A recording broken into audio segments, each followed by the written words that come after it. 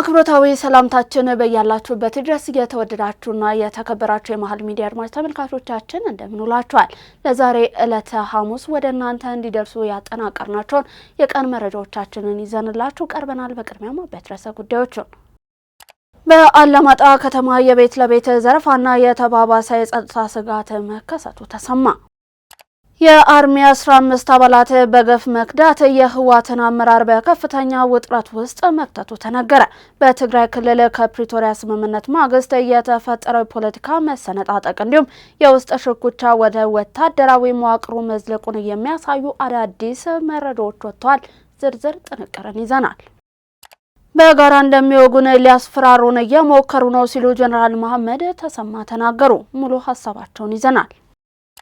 አሜሪካ በኢራን እምብርት ላይ ከባድ የአየር ጥቃት ሰነዘረች የሚለውን ከውጪ እንዲሁም በአሜሪካ ካናዳና ሜክሲኮ ጥምር አዘጋጅነት እየተካሄደ የሚገኘው የ2026 የዓለም ዋንጫ የሩብ ፍጻሜ ጨዋታዎች ዛሬ ይቀጥላሉ የሚለውን ከስፖርት ይዘናል።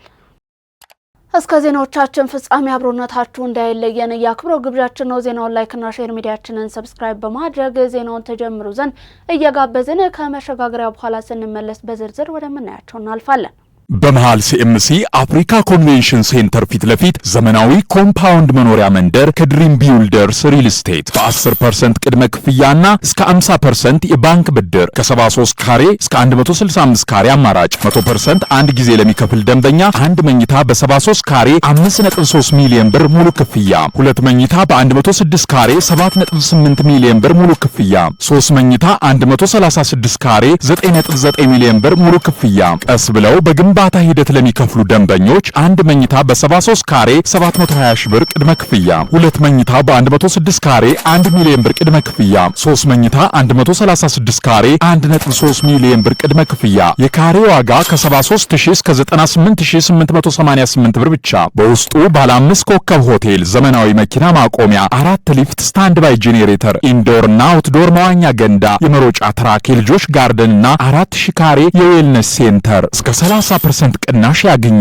አሁኑን ይደውሉ። ድሪም ቢውልደርስ ሪል ስቴት።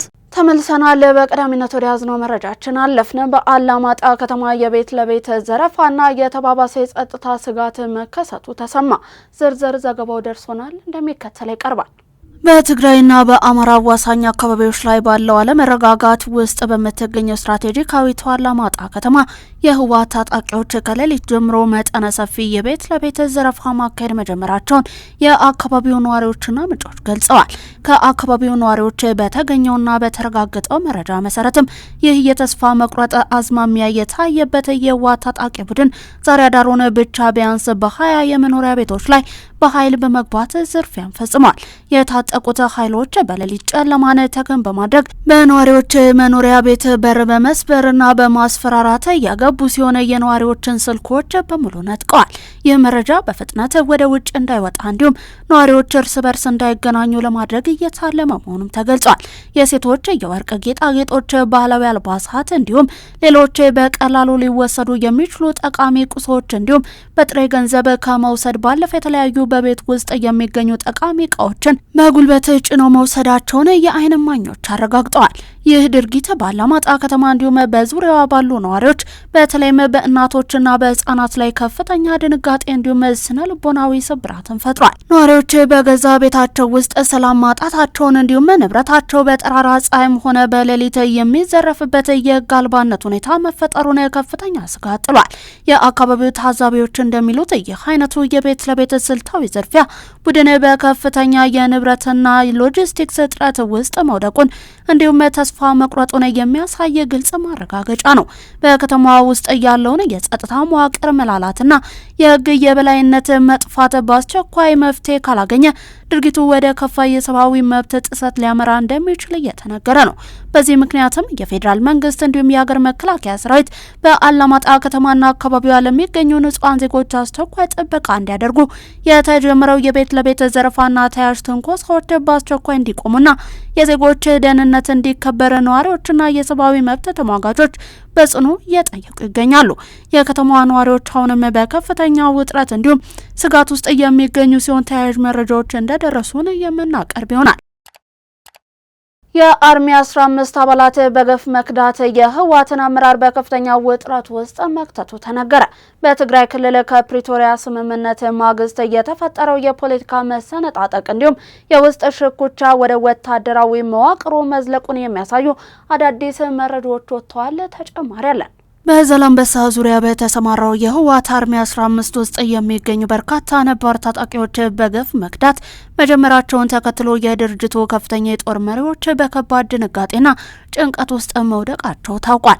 በአካባቢው የደህንነት ምንጮች የተገኘው መረጃ እንደሚያመለክተው ይህ በሰራዊት ውስጥ የተከሰተው ስልታዊ መፈራረስ በቡድኑ የውስጥ አንድነት ላይ ከባድ መፈራረስ ገጥሞታል። በዛላምበሳ ድንበር አካባቢ የሚገኙ የአርሚ 15 አባላት በተለይም የረጅም ጊዜ የውጊያ ልምድ ያላቸው ነባር ታጣቂዎች ወታደራዊ ምሽጋቸውን ጥለው በቡድንና በተናጥል እየከዱ ይገኛሉ። ይህ በገፍ የመክዳት ሂደት በአመራሩ ዘንድ ከፍተኛ ስጋትን እየፈጠረ ሲሆን ክስተቱ በሰራዊት ውስጥ ያለውን የሞራል መውረድና የተስፋ መቁረጥ ደረጃን በግልጽ እያሳየ ሆኗል።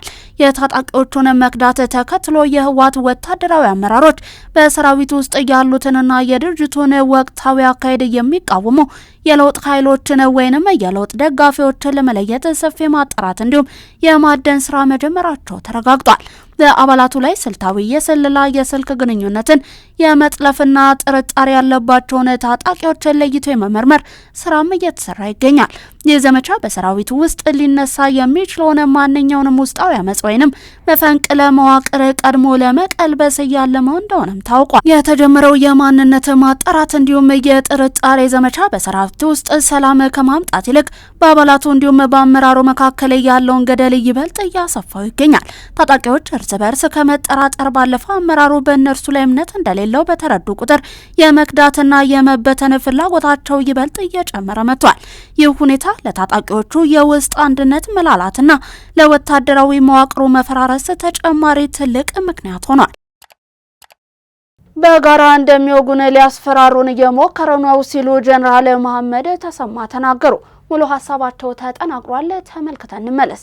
በጋራ እንደሚወጉን ሊያስፈራሩን እየሞከረ ነው ሲሉ ገልጸዋል። የምስራቅ እዝ አዛዥ ጀነራል መሐመድ ተሰማ የጠላቶቻችን ዓላማ ኢትዮጵያ እንደ ሶማሊያ መንግስት አልባ ማድረግ ነው ያሉ ሲሆን የምንዋጋው ፍትሐዊ ጦርነት ነው ብለዋል። የኢትዮጵያ መከላከያ ሰራዊት የጽንፈኛውን አንገት እያስደፋው እዝ በሚል ርዕስ የ11 ደቂቃ ርዝማኔ ያለው ቪዲዮን አሰራጭቷል። ቪዲዮ ባለፉት ወራት የምስራቅ እዝ በጎጃምና በደቡብ ጎንደር ቀጠናዎች አሳክቶታል የተባለውን ድል የሚያስቃኝ ነው። በጥንቅሩ ላይ የምስራቅ እዝ አዛዥ የሆኑት ጀነራል መሐመድ ተሰማ ለሰራዊቱ እንዲሁም ለክልሉ አመራሮች እየሰጧቸው ገለጻዎች የተካተቱ ሲሆን ጀነራሉ አነጋጋሪ ጉዳዮችንም አንስተዋል። ከዚህ ቀደም የውጭ ኃይሎች በተደጋጋሚ ኢትዮጵያ ለመውረር ሙከራ አድርገው እንደነበር ያስታወሱት ጀነራሉ የዛሬዎቹ የኛ ባንዳዎች ፉከራቸው አልሳካ ሲላቸው ከነዚህ የውጭ ኃይሎች ጋር ሆነው እንደሚወጉን ሊያስፈራሩን እየሞከሩ ነው ሲሉ ወንጅለዋል። እኛ የምናካሄደው ፍትሐዊ ጦርነት ነው የሚሉት የእዙ አዛዥ ሰራዊቱ በአማራ ክልል እየተዋጋ የሚገኘው የሀገር ሉዓላዊነትን ለማስከበር እንደሆነም ይገልጻሉ። እናቱን ላጣው ተማሪ ካሊድ ቃሲም የመኖሪያ ቤት ሊገነባለት ነው። በቅርቡ እናቱን በሞት ላጣው ተማሪ ካሊድ ቃሲም በሸገር ከተማ ኤካ ጣፎ ክፍለ ከተማ የመኖሪያ ቤት ሊገነባለት መሆኑ ተነገረ። የኦሮሚያ ትምህርት ቢሮ ቤቱን ሙሉ በሙሉ ገንብቶ ለማስረከብ ቃል የገባ ሲሆን የኤካ ጣፎ ክፍለ ከተማ አስተዳደር ደግሞ ለቤቱ ግንባታ የሚሆን መሬትን በይፋ አዘጋጅቶ አስረክቧል። በኢትዮጵያ በጠመንጃ አፈሙዝ ስልጣን ለመያዝ መሞከር ጊዜው ያለፈበት ኋላ ቀር ሳቤ መሆኑን የአማራ ብሔራዊ ንቅናቄ አብን ምክትል ሊቀመንበር መልካሙ ጸጋዬ ገለጹ። ተጨማሪውን ይዘናል፣ እንደሚከተል ይቀርባል። ባለፉት ጥቂት ዓመታት በኢትዮጵያ የፖለቲካ ስርዓት ተለውጦ አካታችና አሳታፊ በመሆኑ በሀገር ጉዳይ ላይ ሁሉም በእኩልነት የሚሳተፍበት ምቹ የፖለቲካ ምህዳር ተፈጥሯል። በኢትዮጵያ ሀገር ተብለው የዳር ተመልካች የነበሩ ክልሎች አሁን ላይ እኩል ተሳታፊ ሆነው በሀገራቸው ጉዳይ ላይ እየወሰኑ ነው። በውጭና በሀገር ውስጥ መሰረታቸውን አድርገው በትጥቅ ትግል ውስጥ የነበሩ ወገኖችም የለውጡ መንግስት የፈጠረውን ምቹ መደላድል ተጠቅመው በሰላማዊ ትግል ቀጥለዋል። የፖለቲካ ስርዓቱ በዲሞክራሲ የምርጫ ሂደት እየዳበረ በኢትዮጵያ ጠንካራ ሀገረ መንግስት የመገንባት ስራም በመከናወን ላይ ይገኛል። እነዚህን መልካም እድሎችን በመግፋት በጠመንጃ ጥያቄዎችን መልስ እናገኛለን፣ አሸንፈንም ስልጣን እንይዛለን በማለት በጫካ የሚንቀሳቀሱ ጽንፈኞች ይስተዋላሉ። በመሆኑም በዚህ ዘመን በኢትዮጵያ ከሰላማዊ የትግል ስልት ውጪ የትኛውም አይነት የኃይል እንቅስቃሴ አክሳሪና የማያዋጣ መሆኑን የአማራ ብሔራዊ ንቅናቄ ምክትል ሊቀመንበር መልካሙ ጸጋይ ገልጸዋል። በዚህ ዘመን በምክክር ችግሮችን የመፍታት እንዲሁም በምርጫ ተወዳድሮ የማሸነፍ ሰፊ እድል እያለ በጫካ የሚደረግ የጠመንጃ እንቅስቃሴ በፍጹም ተቀባይነት የሌለው መሆኑን ፓርቲያችን በጽኑ ያምናል ብለዋል። በኢትዮጵያ በጠመንጃ ስልጣን ለመያዝ መሞከር ጊዜው ያለፈበት ኋላ ቀር እሳቤ መሆኑንም ተናግረዋል። በኢትዮጵያ የኃይል አማራጮችን በመተው በመቀራረብ በምክክር የቆዩ ሀገራዊ ችግሮችን ለመፍታት የሁላችንም ዝግጁነትና ቁርጠኝነት ያስፈልጋል ብለዋል። በተቃርኖ የከረሩ ዋልታ ረገጥ እሳቤዎችን በማዘለብ በምክክር ወደ መሀል በማምጣት ለችግሮቻችን ዘላቂ መፍትሄ ልናበጅም ይገባል ሲሉ ተናግረዋል። በኢትዮጵያ ታሪክ ለመጀመሪያ ጊዜ የተገኘውን ሀገራዊ የምክክር እድል መጠቀም የትውልድንና የሀገር ቀጣይ ጠፋንታን መወሰን ይገባል ነው ያሉት። በሀገራዊ ምክክር ኮሚሽኑ የተለያዩ አጀንዳዎች የሰውን የዘመናት ጥያቄዎችን ጭምር ማዕከል ያደረጉ በመሆኑ ለስኬታማነቱ መስራት የሁላችንም ኃላፊነት ነው ሲሉ አቶ መልካሙ ተናግረዋል። ጠቅላይ ሚኒስትር ዶክተር አብይ አህመድ ለሕዝብ ተወካዮች ምክር ቤት አባላት በሰጡት ማብራሪያ ሀገራዊ ምክክሩ የሁሉንም ሀሳብ ለማካተት ጥረት የተደረገበት መሆኑን አንስተው እድሉን በአግባቡ መጠቀም ይገባል ማለታቸው ይታወሳል። ድንበር ተሻጋሪ የኃይል ንግድን ለማሳለጥ የሚያስችሉ መሰረተ ልማቶች መጠናቀቃቸው ተገለጸ። የኢትዮጵያ ኤሌክትሪክ ኃይል ዋና ስራ አስፈጻሚ ኢንጂነር አሸብር ባልቻ ድንበር ተሻጋሪ የኤሌክትሪክ ኃይል ንግድን ለማሳለጥና ቀጠናዊ ትስስሩን ለማጠናከር የሚያስችሉ የመሰረተ ልማት ግንባታዎች መጠናቀቃቸውን አስታውቋል። ይህ የተገለጸው 37ኛው የምስራቅ አፍሪካ የኃይል ትስስር የአመራር ኮሚቴ ልዩ ስብሰባ በአዲስ አበባ በተካሄደበት መድረክ ላይ ነው። የኢትዮጵያ ኤሌክትሪክ ኃይል እንዳስታወቀው ስብሰባው በአባል ሀገራቱ በቀረቡት የመንግስትና የተቋማት የጋራ መግባቢያ ስምምነቶች እንዲሁም ተያያዥ የአስተዳደር ሰነዶች ማሻሻያ ሀሳቦች ላይ ለመምከር ያለመ ነው። በስብሰባው ላይ ንግግር ያደረጉት የኢትዮጵያ ኤሌክትሪክ ኃይል ዋና ስራ አስፈጻሚ እንዲሁም የወቅቱ የምስራቅ አፍሪካ የኃይል ትስስር የስራ አስፈጻሚዎች ኮሚቴ ሰብሳቢ ኢንጂነር አሸብር ባልቻ በአባል ሀገራቱ መካከል የኤሌክትሪክ ኃይል እጥረትን በመቅረፍ አስተማማኝና ቀጣይነት ያለው የኃይል አቅርቦት እንዲኖር ለማስቻል ይሰራል ብለዋል። የኃይል መሰረተ ልማቶችን በጋራ በማልማት ቀጠናዊ ትስስር እንዲፈጠርና ሀገራቱ የኤሌክትሪክ ኃይል ምርትን በነጻነት እንዲገበያዩ ድንበር ተሻጋሪ የኃይል ሽያጭ ስርዓት እንዲዘረጋ በትብብር ሊሰሩ እንደሚገባም ነው የተናገሩት። እንደ ኢንጂነር አሸብር ገለጻ የኤሌክትሪክ ኃይል ትስስሩን ይበልጥ ለማጠናከር የገበያ ደንቦች፣ የአሰራር ስርዓቶችና የንግድ መድረኮች ዝግጁ ተደርገዋል። በቀጠናው ያለውን ሰፊ የውሃ የንፋስ እንፋሎት እንዲሁም የጸጥታ ኃይል አቅምን አልምቶ ለመጠቀም በቅንጅት መስራት አስፈላጊ መሆኑንም አክለው ገልጸዋል። መንግስት በየጊዜው የሚያቀርበው የሰላም ጥሪዎች ለሀገራዊ መረጋጋትና ዘላቂ ሰላም ያላቸው ፋይዳ ከፍተኛ መሆኑን የሶማሌ ክልል የሀገር ሽማግሌዎች አስታወቁ። ጠቅላይ ሚኒስትር ዶክተር አብይ አህመድ በሕዝብ ተወካዮች ምክር ቤት አባላት ለቀረቡላቸው ጥያቄዎች ምላሽና ማብራሪያ መስጠታቸው ይታወቃል። ጠቅላይ ሚኒስትሩ በማብራሪያቸው መንግስት ለዘላቂ ሰላም ለንግግርና አብሮ ለመስራት ቁርጠኛ መሆኑን በማብራሪያቸው አስረድተዋል። የጠቅላይ ሚኒስትሩን ማብራሪያ መሰረት በማድረግ ኢትዮጵያ ዜና አገልግሎት ያነጋግራቸው የሶማሌ ክልል የሀገር ሽማግሌዎች መንግስት በየጊዜው የሚያቀርባቸው የሰላም ጥሪዎች ለሀገር መረጋጋትና ዘላቂ ሰላም ከፍተኛ አስተዋጽኦ አለው ብለዋል። ከአስተያየት ሰጪዎቹ መካከል ሱልጣን መሐመድ ፈራ ጠቅላይ ሚኒስትሩ በምክር ቤቱ ያቀረቡት የሰላም ጥሪ መንግስት ለሀገር ሰላም ያለውን ቁርጠኝነትና ወደ ሰፊነትን የሚያሳይ መሆኑን ገልጸዋል።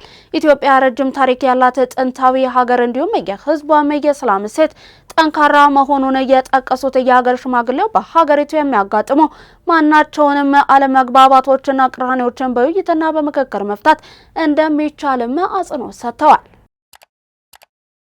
በተጠናቀቀው በጀት ዓመት 8961 ኪሎ ግራም ወርቅ ለብሔራዊ ባንክ ገቢ ተደርጓል።